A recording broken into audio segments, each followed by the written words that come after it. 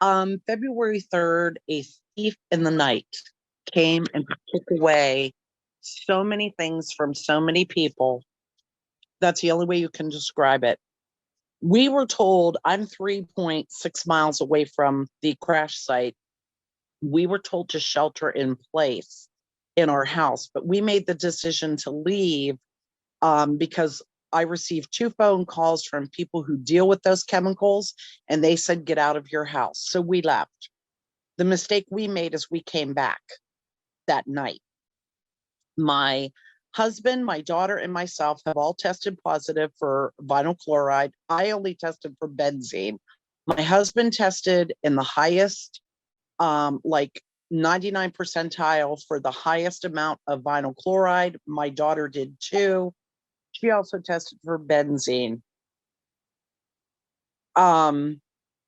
She's been throwing up since the derailment, but they told us that we weren't affected. Now that the plume maps have come out, we can obviously see that we were affected. We were not eligible for any assistance, any help, or anything. So we've been in our home. And I worry because my grandchildren have come here. The first time my granddaughter was here, she had a bloody nose that night. And I'm very concerned about what the future holds for all of these people. Norfolk Southern just seems to be, very blasé and nonchalant about all of this. I did finally get my soil tested this week. I went to a meeting that our Governor Shapiro was at, and I talked to him directly. He called the EPA and told them to come test my soil for me. That's the only way I got my soil tested. I spoke at a hearing in February at CCBC before the Senate panel. That's how I got my well tested. Otherwise, I was out of the range to get anything tested. Sadly, my husband was just diagnosed with cancer yesterday. I don't know if it is related. I don't know if we can correlate that. It seems funny that, he's been a relatively healthy man for 60 some years. We've lived here for 25 years and never had any problems until this train derailment and the chemical bomb that they set off. So we are beginning that journey. When we see the surgeon, I will certainly be talking to her about this to see if there is a correlation. So, I think that Governor DeWine, Governor Shapiro, I think that all of the government officials have dropped the ball on this.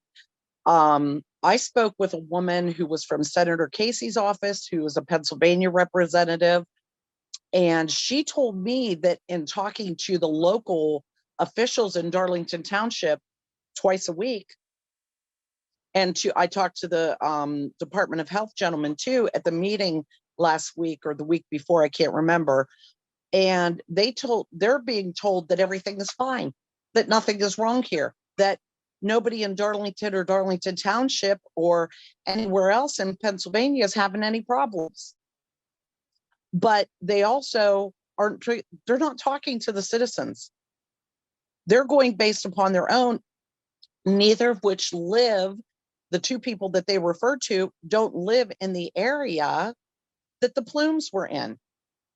So how do they know? We have headaches, metallic taste in our mouth. We have, fatigue. Muscle aches were a terrible problem when it first happened. My daughter is puking all the time. She is now on Zofran at 24 years old. And our doctor told us there's nothing we can do to help you. We don't know what to do. So my next step is that I have to contact my doctor to refer us to a toxicologist so that we can have them see if they can help us. So basically, they handed everyone a death sentence and they don't care. And I received a YouTube video of a vehicle that was headed to Norfolk Southern through Pennsylvania on a back road, 35 miles an hour. The a box truck was traveling at 50 to 55 miles an hour. Very windy, small 2-lane road because they have the main road closed. because of whatever they're doing over there that they don't want anybody to see. So there's going to be more things happen with this from than just the derailment. There's going to be car accidents. I see it coming. There's already been a couple of them on that back road because they're country roads. They're not designed for this kind of traffic. So I don't know, they have to listen. Somebody somewhere needs to say, hey, these people need help and they need to step in and step up. So, my heart goes out to everyone.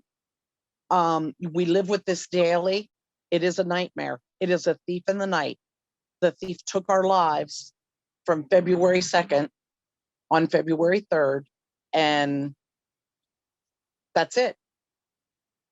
So, I hope that by doing this and by hearing other people's stories, that somebody is listening, somebody will pay attention. The other thing that I did want to touch on is that I know that there's a lot of controversy in East Palestine about people who are sick versus people who are not sick. And what people have to realize is when that initial train derailment happened, and then when they did the chemical explosion, the wind patterns of how they went, yes, there are going to be people in East Palestine and the surrounding area that were not affected at all. And a gentleman told me, the DOH man told me, he was a meteorologist, and he likened it to a tornado. Why did this house get hit, but the next house didn't? This house got hit, but that one didn't. It's the same scenario. But I would like to thank you for this opportunity to tell the story, to speak out for others. And that's what I will continue to do to help others. Thank you.